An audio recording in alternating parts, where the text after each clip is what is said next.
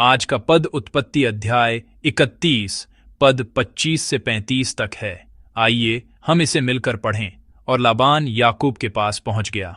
याकूब अपना तंबू गिलाद नामक पहाड़ी देश में खड़ा किए पड़ा था, और लाबान ने भी अपने भाइयों के साथ अपना तंबू उसी पहाड़ी देश में खड़ा किया। तब लाबान याकूब से कहने लगा, तूने यह क्या किया कि मेरे पास से चोरी से चला आया और मेरी बेटियों को ऐसा ले आया मानो तलवार के बल से बंदी बनाई गई हों। तू क्यों चुपके से भाग आया और मुझसे बिना कुछ कहे मेरे पास से चोरी से चला आया? नहीं तो मैं तुझे आनंद के साथ मृदंग और वीणा बजवाते और गीत गवाते विदा करता। तूने तो मुझे अपने बेटे बेटियों को चूमने तक न दिया। तूने मूर्खता की है।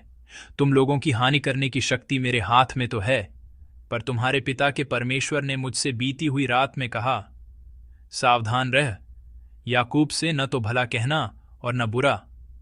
भला अब तू अपने पिता के घर का बड़ा अभिलाषी होकर चला आया तो चला आया, पर मेरे देवताओं को तू क्यों चुरा ले आया है? याकूब ने लाबान को उत्तर दिया, मैं यह सोचकर डर गया था कि कहीं तू अपनी बेटियों को मुझसे छीन न ले। जिस किसी के पास तू अपने देवताओं को पाए वह जीवित न बचेगा। मेरे पास तेरा जो कुछ निकले उसे भाई बंधुओं के सामने पहचान कर ले ले। क्योंकि याकूब न जानता था कि राहेल गृह देवताओं को चुरा ले आई है। यह सुनकर लाबान, याकूब और लिया और दोनों दासियों के तंबुओं में गया, और कुछ न मिला। तब लिया के तंबू में से निकलकर राहेल के तंबू में गया। राहेल तो गृह देवताओं को ऊंट की काठी में रख के उन पर बैठी थी। लाबान ने उसके सारे तंबू में टटोलने पर भी उन्हें न पाया।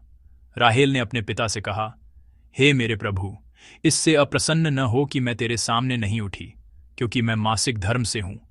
अत उसे ढूंढने पर भी गृह देवता उसको न मिले। आमीन। मैं परमेश्वर का संरक्षण, आत्मविश्वास का रहस्य शीर्षक से पद साझा करूंगा। याकूब ने अपने परिवार और अपनी सारी संपत्ति लेकर अपने गृह नगर की यात्रा शुरू की। इस यात्रा में राहेल एक बाधा बन गई। ऐसा इसलिए था क्योंकि राहेल ने ऐसी चीजें पैक कर ली थीं जिनकी जरूरत नहीं थी, और वास्तव में ऐसी चीजें जिन्हें पैक नहीं करना चाहिए था। राहेल द्वारा अपने पिता लाबान के तेराफीम चुराने के कारण एक वैध यात्रा चोरी और पलायन में बदल गई। याकूब के समूह में लंबी दूरी की यात्रा के लिए कमजोर महिलाएं और बच्चे थे, और उनके पास बहुत सारे पशु भी थे। इसलिए वे प्रस्थान के 10 दिन बाद लाबान ने उन्हें पकड़ लिया, जो उनका पीछा कर रहा था। लाबान को याकूब के प्रस्थान के 3 दिनों के भीतर पता चल गया कि याकूब भाग गया है, और उसने पीछा करना शुरू कर दिया, और 1 सप्ताह के भीतर याकूब के समूह तक पहुंच गया। पीछा करने वाला लाबान याकूब से 2 बातें पूछता है। एक प्रक्रिया के बारे में है, यह इस बारे में है कि उसने यह काम इस तरह से क्यों किया, और दूसरी चीज खोई हुई वस्तुओं के बारे में थी। किसी ने मेरी चीज ले ली है। सबसे पहले वह इस बात पर जोर दे रहा है कि उसने उसे बताए बिना प्रस्थान क्यों किया। हम 27 और 28 पद को एक साथ पढ़ेंगे। तू क्यों चुपके से भाग आया और मुझसे बिना कुछ कहे मेरे पास से चोरी से चला आया? नहीं तो मैं तुझे आनंद के साथ मृदंग और वीणा बजवाते और गीत गवाते विदा करता। तूने तो मुझे अपने बेटे बेटियों को चूमने तक न दिया। तूने मूर्खता की है। लाबान ने याकूब को डांटा कि उसे विदाई देने का समय नहीं मिला, क्योंकि याकूब एक भगोड़े की तरह चला गया, यह कहते हुए कि मुझे अपनी बेटियों और अपने पोते पोतियों को अलविदा कहने का समय नहीं मिला। दूसरे शब्दों में, उसने विदाई के समय विदाई की प्रक्रिया की उपेक्षा की। उसने कहा कि यदि याकूब ने उसे औपचारिक रूप से बताया होता कि वह वापस जा रहा है, तो उसने एक दावत दी होती और उनके साथ आशीष का समय बिताया होता। लाबान जिस दूसरी बात पर जोर दे रहा है वह खोई हुई वस्तुओं के बारे में है। हम 30 पद को एक साथ पढ़ेंगे। भला अब तू अपने पिता के घर का बड़ा अभिलाषी होकर चला आया तो चला आया, पर मेरे देवताओं को तू क्यों चुरा ले आया है?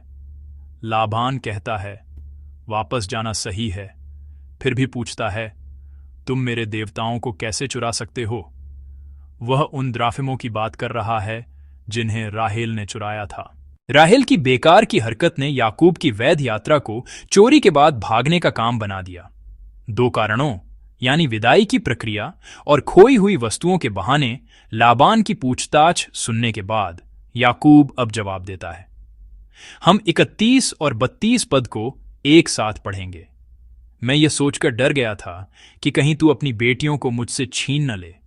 जिस किसी के पास तू अपने देवताओं को पाए वह जीवित न बचेगा। मेरे पास तेरा जो कुछ निकले उसे भाई बंधुओं के सामने पहचान कर ले ले, क्योंकि याकूब न जानता था कि राहेल गृह देवताओं को चुरा ले आई है। सबसे पहले विदाई की प्रक्रिया के बारे में याकूब स्वीकार करता है कि वह डरा हुआ था। उसने स्वीकार किया कि उसे लगा था कि लाबान उसकी पत्नियों को बलपूर्वक छीन लेगा। यह विचार वास्तव में पूरी तरह निराधार नहीं था, क्योंकि उस समय लाबान और याकूब के बीच संबंध बहुत बिगड़ गए थे और वास्तव में ऐसा होने की संभावना भी थी। और याकूब दृढ़ता से कहता है, मैंने लाबान के देवताओं को नहीं चुराया, और अगर किसी ने ऐसा किया है, अगर वह समूह में है, तो वह मर जाएगा। ऐसा इसलिए था क्योंकि याकूब को नहीं पता था कि राहेल ने ऐसा किया था। आज हम इस हिस्से पर ध्यान देंगे, याकूब के इन शब्दों पर ध्यान देंगे। सबसे पहले याकूब का आत्मविश्वास। हमें इस रवैये का अनुकरण करना चाहिए। आत्मविश्वास तब आता है जब व्यक्ति के पास छिपाने के लिए कुछ भी नहीं होता। यदि किसी ने पाप किया है या ऐसा कुछ किया है जो उचित नहीं है, तो वह इतना आत्मविश्वासी नहीं हो सकता और उसे सिकुड़ना ही पड़ेगा। याकूब ने चोरी नहीं की थी। सटीक रूप से कहें तो उसे नहीं पता था कि राहेल ने चोरी की थी। हालांकि उसने अपने मामा लाबान के साथ प्रतिस्पर्धा की थी, लेकिन उसने वादे के अलावा कोई अतिरिक्त भेड़ नहीं ली, और उसने उन जानवरों को बिल्कुल भी नहीं छुआ जिनका वादा नहीं किया गया था। जैसा कि हमने पिछले रविवार को देखा, वह वादा भी किस तरह का वादा था, तो वह एक बहुत ही प्रतिकूल वादा था। यह एक बहुत ही प्रतिकूल शर्तों पर किया गया वादा था। उसने अधिक प्राप्त करने का विकल्प नहीं चुना, बल्कि कम प्राप्त करने का विकल्प चुना। यह शर्त याकूब के लिए इतनी प्रतिकूल थी कि लाबान ने बिना किसी हिचकिचाहट के सहमति दे दी। फिर भी वह उस वादे के माध्यम से वैध रूप से प्राप्त संपत्ति थी। उसने ऐसा कुछ भी नहीं लिया जो उसका अपना नहीं था। इसलिए याकूब अपने मामा के सामने इतना आत्मविश्वासी हो सकता था। परमेश्वर के लोगों को इस तरह के आत्मविश्वास के साथ जीने में सक्षम होना चाहिए। यहां तक कि अगर कोई वादा हानिकारक हो सकता है, तो भी उस वादे को निभाने में विश्वास योग्यता होनी चाहिए, और हमें कभी भी दूसरों की संपत्ति का लालच नहीं करना चाहिए। ये सभी चीजें परमेश्वर में विश्वास के कारण संभव हैं। बिना विश्वास के ऐसा करना संभव नहीं है। नुकसान होने पर भी वादे निभाने में सक्षम होना इसलिए संभव है क्योंकि हम विश्वास करते हैं कि परमेश्वर हमें कभी नुकसान नहीं होने देंगे। परमेश्वर हमें कभी खाली हाथ वापस नहीं लौटने देंगे, क्योंकि हमें विश्वास है कि परमेश्वर हमारी देखभाल करेंगे, परमेश्वर प्रदान करेंगे। इसलिए नुकसान उठाना, सक्रिय रूप से और स्वेच्छा से नुकसान उठाना संभव है। इसी तरह हमें दूसरों की संपत्ति का लालच क्यों नहीं करना चाहिए? लालच से भरने की कोशिश परमेश्वर में अविश्वास के कारण होती है कि परमेश्वर प्रदान नहीं कर सकते हैं। परमेश्वर प्रदान नहीं करेंगे। परमेश्वर के लोग दूसरों की संपत्ति का लालच नहीं करते क्योंकि वे विश्वास करते हैं कि परमेश्वर प्रदान करेंगे। उन्हें उस तरह से अपनी संपत्ति बनाने की आवश्यकता नहीं है, क्योंकि हमारी जरूरतें हमेशा परमेश्वर द्वारा अपने समय पर भरपूर मात्रा में पूरी की जाती हैं। याकूब में अप्रत्याशित रूप से यह गुण था। वह लाबान की पूछताछ के सामने आत्मविश्वासी था और उसे बिल्कुल भी कोई हिचकिचाहट नहीं थी। मैं प्रभु के नाम पर आशीष देता हूं कि आप उन लोगों के सामने भी आत्मविश्वास और बिना किसी हिचकिचाहट के जीवन जिएं जो हमें दोषी ठहराना चाहते हैं और हमारी गलतियों को ढूंढना चाहते हैं। हालांकि याकूब के शब्दों में केवल सकारात्मक पहलू ही नहीं हैं। 32 पद का अंतिम भाग इस प्रकार दर्ज है, क्योंकि याकूब न जानता था कि राहेल गृह देवताओं को चुरा ले आई है। याकूब आत्मविश्वासी इसलिए हो सकता था क्योंकि वह बिना किसी हिचकिचाहट के जीता था, लेकिन दूसरी ओर यह इसलिए भी था क्योंकि उसे पता नहीं था। धार्मिकता से उत्पन्न आत्मविश्वास अच्छा है, लेकिन अज्ञानता से उत्पन्न आत्मविश्वास बिल्कुल भी अच्छा नहीं है। ऐसा इसलिए है क्योंकि वास्तव में कोई समस्या न होने और केवल यह न जानने में आकाश पाताल का अंतर है कि कोई समस्या है। मैं कभी कभी ऑन्टोलॉजी और एपिस्टेमोलॉजी के बीच अंतर के बारे में बताता हूं, और यह यही है। वास्तव में याकूब के समूह में एक वास्तविक समस्या थी जिसके कारण लाबान को गुस्सा आया होगा। कोई ऐसा था जिसने चोरी की थी। यह ऑन्टोलॉजिकल डोमेन है। वास्तव में कोई ऐसा व्यक्ति था जिसने चोरी की थी, लेकिन याकूब को बस इस तथ्य के बारे में पता नहीं था। यह एपिस्टेमोलॉजी का डोमेन है, क्योंकि यह जानने या न जानने का सवाल है। इस तरह का आत्मविश्वास बहुत खतरनाक आत्मविश्वास है, क्योंकि जब सच्चाई सामने आती है, जब सच्चाई उजागर होती है, तो उस आत्मविश्वास को अब बनाए नहीं रखा जा सकता। सौभाग्य से लाबान को वह देवता नहीं मिला जो चुराया गया था, इसलिए याकूब का आत्मविश्वास बना रह सका। इस घटना को बाहरी रूप से राहेल की चाल के रूप में देखा जा सकता है, लेकिन अंततः यह निश्चित रूप से परमेश्वर द्वारा संभाला गया एक कार्य भी था। हमारा आत्मविश्वास हमारी वास्तविक उपस्थिति से नहीं आता है, यानी हमारे ऑन्टोलॉजी से नहीं आता है, क्योंकि हम पापी हैं और हर तरह के पाप से भरे हुए लोग हैं। हमारा आत्मविश्वास इसलिए आता है क्योंकि परमेश्वर ने हमें आत्मविश्वासी बनाया है।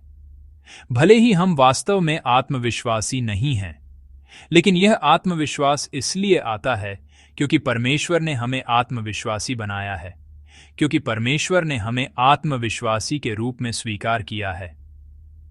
चोरी निश्चित रूप से एक बुरा काम है, लेकिन परमेश्वर ने आज के पाठ में न तो भला कहना और न बुरा कहने का फैसला किया। ऐसा इसलिए है क्योंकि उन्होंने लाबान से भी कहा न तो भला कहना और न बुरा, और परमेश्वर ने भी अच्छे और बुरे के बारे में न बोलने का फैसला किया है। वे इस मामले को अच्छे और बुरे के आधार पर नहीं आंक रहे हैं। प्रिय विश्वासियों, आज हमने दो अलग अलग प्रकार के आत्मविश्वास देखे हैं। सबसे पहले, पाप या विवेक की हिचकिचाहट के बिना आत्मविश्वास वह है जिसे हमें अपनाना चाहिए। मैं प्रभु के नाम पर आशीष देता हूं कि आप आज इस तरह के आत्मविश्वास के साथ जिएं। हमें चालाक तरीकों का उपयोग किए बिना या धोखा दिए बिना और संसार के लोगों के तरीके से काम किए बिना आत्मविश्वासी होना चाहिए। हमें आत्मविश्वासी होना चाहिए क्योंकि परमेश्वर हमारी सभी जरूरतों को पूरा करते हैं, लेकिन अज्ञानता से उत्पन्न होने वाले आत्मविश्वास से सावधान रहना चाहिए, क्योंकि जब तथ्य सामने आते हैं तो ऐसी स्थिति उत्पन्न हो सकती है जिससे शर्मिंदगी महसूस हो, और इसलिए आत्मविश्वास बिल्कुल विपरीत कायरता में बदल सकता है। लेकिन परमेश्वर हमारे ऐसे अज्ञानी आत्मविश्वास की रक्षा करते हैं। परमेश्वर हमारी देखभाल करते हैं। हम ऐसे प्राणी हैं जो आत्मविश्वासी नहीं हैं, फिर भी परमेश्वर हमें आत्मविश्वासी के रूप में स्वीकार करते हैं। परमेश्वर हमें मसीह के लहू से और मसीह के अनुग्रह से ढककर आत्मविश्वासी बनाएंगे। उन अंधकार की शक्तियों के सामने जो हमें दोषी ठहराना चाहते हैं, परमेश्वर अपने बच्चों को कायरता से जीने नहीं देंगे, और वे अच्छे और बुरे का न्याय किए बिना हमारे आत्मविश्वास को बनाए रखेंगे। मैं प्रभु के नाम पर आशीष देता हूं कि आप आज इस तरह के अनुग्रह में जिएं। मैं प्रभु के नाम पर आशीष देता हूं कि आप आज परमेश्वर के बच्चों के रूप में इस आत्मविश्वास को बनाए रखते हुए जिएं। मैं प्रभु के नाम पर आशीष देता हूं कि हम सभी विश्वासी परमेश्वर पर विश्वास करके आत्मविश्वास का आनंद लें। परमेश्वर की देखभाल के कारण अनुग्रह में आत्मविश्वास का आनंद लें। किसी से भी दबकर नहीं, किसी भी स्थिति या परिस्थिति में सिकुड़ कर नहीं, बल्कि परमेश्वर के बच्चों के रूप में आत्मविश्वास का आनंद लेते हुए एक विजयी जीवन जिए।